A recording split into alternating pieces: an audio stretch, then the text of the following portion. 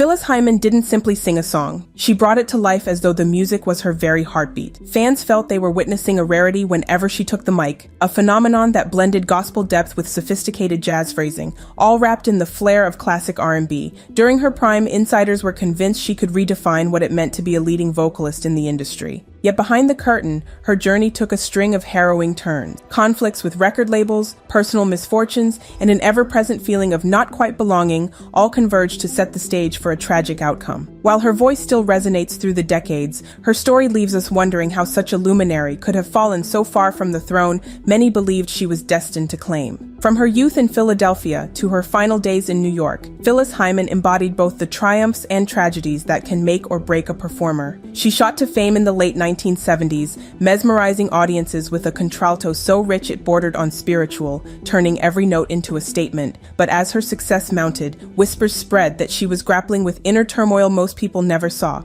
Eventually, the rumors surrounding her fragile mental health and the circumstances of her untimely end would overshadow the very dream she had worked so tirelessly to achieve. Yet even today, mention her name and you'll hear a moment of reverence among those who recognize how monumental her talent truly was. Phyllis Linda Hyman was born on July 6, 1949 in Philadelphia, a city steeped in musical heritage. While some households prize sports or academics, Phyllis's world revolved around the vibrant sounds of jazz, soul, and gospel echoing from local churches and neighborhood record stores. She grew up absorbing the improvisational flair of jazz pianists, the gut-wrenching sincerity of gospel solos, and the foot-tapping grooves of R&B that pulsed through Philly's streets. By her teenage years, she'd already begun to form a vocal identity that was strikingly her own. Those who heard her sing at school assemblies or small community events were floored by the completeness of her voice. They spoke of a clarity that shone through every syllable and a remarkable capacity to capture emotion in just a single note. Phyllis recognized early on that music was her calling. Even so, she seemed quiet and introspective off stage. Shy but passionate, she jotted down lyrics in notepads and constantly refined her vocal craft by mimicking the nuances of legends like Nina Simone and Sarah Vaughan. That mixture of influences would later bloom into a style that encompassed jazz's complexity and soul's raw fervor. After finishing school, she performed in local venues where managers quickly took notice of her stage presence. Despite being relatively unknown, she could dominate a smoky nightclub with ease, bringing the audience to hushed stillness when she belted out a ballad. These early gigs taught her the ropes of show business, how to work with different band members, how to read a crowd, and how to preserve her voice amidst the demands of late-night performances. Through it all, Philadelphia's musical ambiance continued to color her approach, grounding her in the sincerity and emotional directness that would become her hallmark. Eventually, she decided to test her luck in New York City, where the stakes were higher and the competition fierce. The bright lights of Manhattan seemed to beckon her forward, promising a stage grand enough to match her ambition. Little did she know that this move would be the key to unlocking her potential and also the catalyst for life-altering challenges she never saw coming. Not long after landing in New York, Phyllis found herself in the company of industry movers and shakers. The city's bustling music scene rewarded those who had both raw ability and the moxie to navigate its intricate web of managers, promoters, and record label executives. She spent her nights singing in clubs like the Rust Brown's Butterfly and other hotspots, captivating audiences and earning a name among jazz and soul enthusiasts. It was in these hazy after-hours spots that she refined her stage persona, learning to engage even the toughest crowds with effortless charm. Her breakthrough arrived when drummer and bandleader Norman Connors discovered her uncanny vocal range and gave her a chance to shine on his recordings. Tracks like Betcha by Golly Wow, reinterpreted under Connors' direction, showcased a voice both sultry and achingly sincere. Listeners took immediate notice. She also landed a spot performing with other established artists, proving her versatility in jazz-funk hybrids and orchestral R&B numbers alike. Critics began to single her out as the next major vocal force in a period dominated by iconic names like Aretha Franklin, Chaka Khan, and Dionne Warwick. A record deal followed, and Phyllis's self-titled album, Phyllis Hyman, debuted in 1977. Fans praised her for merging jazz sophistication with an accessible soulfulness that broadened her appeal. On stage, she made a striking figure, tall, poised, with a regal bearing that commanded attention the moment she appeared under the spotlight. Journalists often use the term elegant to describe her presence, noting how she seemed equally comfortable performing big band-style jazz or belting out a contemporary R&B jam. Industry pundits whispered that she might even eclipse her influences if she landed the right hits. As her discography expanded, so did the attention from the press and the public. Radio airplay picked up, and her name began circulating in Grammy conversations, though she never quite clinched the top awards. Still, the sudden surge in fame buoyed her spirit. She was convinced she'd only scratched the surface of what she could accomplish. Yet looming behind the applause were undercurrents of tension between her desire for artistic control and the commercial imperatives of her label. This friction would soon become a defining struggle in her ascent, challenging her confidence and gradually draining her emotional reserves. Yet at first glance, the music business seemed like a dream come true for Phyllis. She had a major record deal, supportive fans, and a voice that could move mountains. But success in this world often demands a careful balancing act, pitting authentic artistry against the label's quest for revenue. While executives recognized her talent, they also wanted chart-topping singles that catered to pop radio. Phyllis, however, yearned to lean into her jazz roots, experiment with more complex arrangements, and push the boundaries of her vocal abilities without the constraints of formulaic hits. Behind the scenes, disagreements cropped up about which direction her album should take. Some insisted she focus on polished R&B ballads with radio-friendly hooks, while others argued she should continue exploring the jazz-influenced style that set her apart. Phyllis found herself in a tug-of-war, trying to carve out a distinct musical identity as A&R reps debated her future behind closed doors. She felt that music was her lifeblood, not just a commodity, and it pained her to see it reduced to marketing strategies and demographic targeting. Reports of these creative clashes eventually spilled into industry gossip. People started to say that Phyllis had a diva temperament, labeling her difficult to work with. This portrayal often overlooked the fact that she was defending her right to produce meaningful art. Increasingly, the label's push for straightforward, high-selling material collided with her artistic ambitions. More than once, she walked out of strategy meetings in frustration, complaining that none of the executives truly understood who she was or what she hoped to convey through her music. Those close to her noticed a growing strain. As a woman in a male-dominated industry, she faced added skepticism whenever she stood her ground. Her habit of speaking her mind, though admired by her fans, was sometimes perceived as rebellious within corporate boardrooms. The stress wore on her, particularly given her introverted personality offstage. Each compromise felt like a betrayal of her own creativity, and each stifled innovation chipped away at the spark that fueled her passion. Yet she pressed on, determined to maintain her integrity in a world that often prized conformity over genuine originality.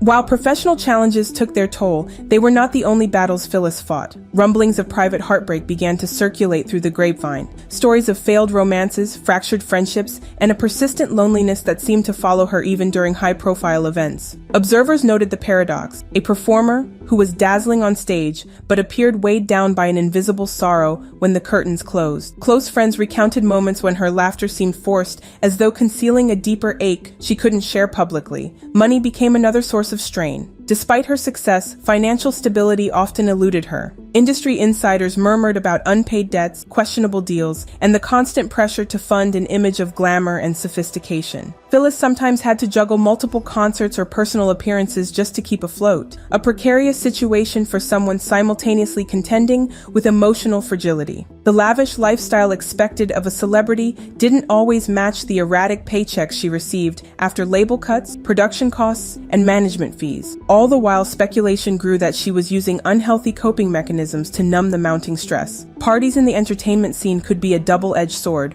opportunities to mingle with influential figures, yet also a breeding ground for substance use. Though details remain murky, rumors suggested her struggles escalated into bouts of deep depression and possible substance issues, an ominous sign in a profession notorious for amplifying personal demons. Even her public statements hinted at internal conflict, with interviews that veered from bold proclamations of independence to cryptic comments about feeling undervalued and misunderstood. Friends sometimes tried to intervene, but Phyllis often brushed off their concerns, reluctant to admit she was in over her head. The stigma around mental health remained formidable, and acknowledging such issues could mean risking her reputation as a strong, self-assured performer. Instead, she carried on, her emotional and mental burdens largely hidden from public view. This fraught combination of unrelenting pressure, personal sorrow, and precarious finances set the stage for a collapse that no one in her orbit seemed able to prevent. Despite the turbulence, Phyllis continued to release albums, some of which garnered critical acclaim even if they didn't soar up the charts. Her 1981 album, Can't We Fall in Love Again boasted a mix of vivacious dance numbers and swooning ballads. Listeners were reminded why she was considered one of the most vocally gifted artists of her generation. Later, collaborations with respected names in jazz reaffirmed her credibility among hardcore music enthusiasts who prize technical skill and emotional resonance above the pop formula. These creative highs proved that her spark was far from extinguished. Though the hits didn't always climb as high as she'd hoped, she never lost the respect of devoted fans who recognized the painstaking attention to detail in her performances. She branched out into Broadway too, performing in the acclaimed Duke Ellington musical Sophisticated Ladies. On stage, she channeled the spirit of a bygone era, wrapping each note in elegance and emotional nuance that left audiences spellbound. This theatrical venture offered a brief respite from the volatile realm of the recording industry,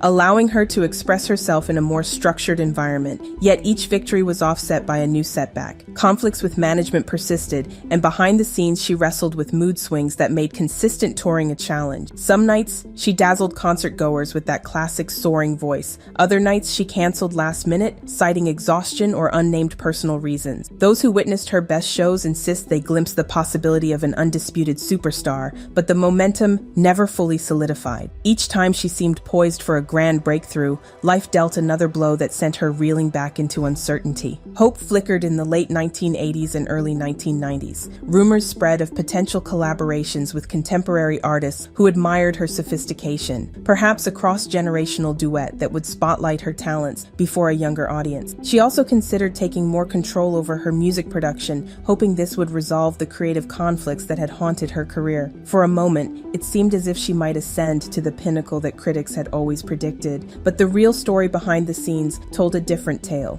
Strained finances, emotional turmoil, and a sense that the industry was slowly moving on to newer, shinier talents. By the mid-1990s, the weight of unrelenting pressure appeared to grow insurmountable. Phyllis had devoted nearly 2 decades to carving out her place in a cutthroat business, but the personal costs had been catastrophic. Friends described her as increasingly isolated, plagued by insomnia, and openly distraught about her future. She lamented lost opportunities, feeling that her prime had been overshadowed by disagreements and mismanagement. There was talk of another album, more shows, even a possible global tour, but the excitement around these projects was dampened by her unmistakable exhaustion. Long-standing mental health challenges seemed to intensify. Her circle worried that she was teetering on the edge, but direct offers of help often went unheeded. While mental health advocacy has gained traction in more recent years, the climate in the 1990s wasn't as forgiving. Admitting vulnerability could jeopardize an artist's credibility or even their contract, especially a female star in a male-dominated system. So, Phyllis carried on, piling more performances onto a schedule already bursting at the seams, trying to outrun the despair that loomed behind her brightest smiles. Adding to her distress, the music landscape was rapidly changing. Hip-hop and new forms of R&B started to overshadow the type of adult contemporary jazz soul that had been her domain. While she could still draw crowds in specialized venues, mainstream radio play grew scarce. Critics lamented an industry that failed to fully nurture her talent, while fans worried she'd be relegated to the background, overshadowed by younger stars with less demanding voices and more malleable images. Phyllis felt the shift acutely, describing it as a slow fade into irrelevance. And irrelevance, for someone so dedicated to her craft, was its own special kind of heartbreak. The end came on June 30th, 1995, just days before her 46th birthday, when news outlets reported that Phyllis Hyman had been discovered lifeless in her New York apartment. Early accounts suggested she offed herself, a tragic outcome that seemed to confirm the rumors about her long struggle with depression and despair. Fans who had been eagerly awaiting her next move were blindsided, unable to believe that a voice so vibrant could be silenced by such profound sadness. As the shock wore off, the industry reflected on the weight that had driven her to this breaking point. Some insisted that the relentless commercial focus ignored her call for genuine creative exploration. Others pointed to her personal relationships and the cyclical pattern of heartbreak that dogged her life. A few even hinted at unspoken addictions, though the exact details remain hazy. Whatever the causes, the underlying narrative was the same, a supremely gifted artist trying to shoulder burdens that overwhelmed her in the end. Tributes flooded in from fellow musicians who praised her unmatched vocal control, her commitment to authenticity, and the regal presence she brought to every stage. Radio stations replayed her classics, sparking renewed interest among people discovering her catalog for the first time. Vigils were held in Philadelphia and New York, honoring a performer whose story left an ache in the hearts of those who believed she had been on the cusp of finally seizing her rightful crown. The grief, however, was tinged with frustration and guilt, as many wondered whether intervention or more robust support systems might have changed her fate. In retrospect, Phyllis Hyman embodied both the ecstasy and the agony of a life dedicated to performance. Her voice was a tapestry of emotion,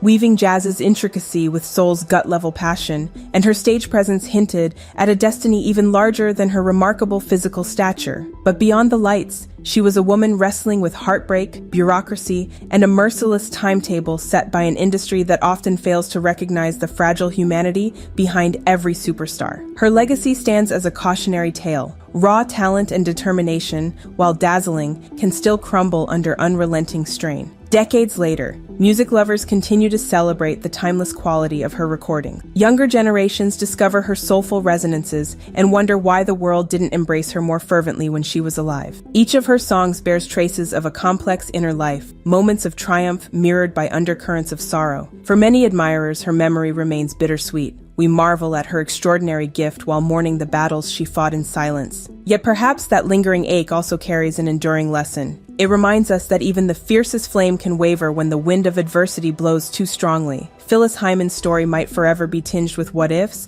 but her artistry remains a testament to the heights she reached and the depths she felt. She was, in many respects, the voice that could have ruled the world, a testament to unrealized potential, but also a rallying cry for empathy and genuine care in an industry often too enamored with profit to heed the pain of its brightest stars.